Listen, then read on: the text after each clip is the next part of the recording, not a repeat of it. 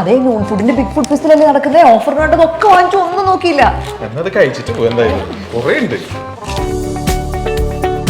നിനക്കൊരു കാര്യം അറിയാം, ഇറ്റലിയിലെ $12,000 പിസ്സയാണ് ലോകത്തിലെ ഏറ്റവും എക്സ്പെൻസീവ് ആയിട്ടുള്ള പിസ്സ എന്ന് പറയുന്നത്. അതൊന്നും എനിക്കറിയില്ല. എന്തായാലും ഇത് വെറും 13 വാങ്ങിച്ച പിസ്സ കഴിച്ചു.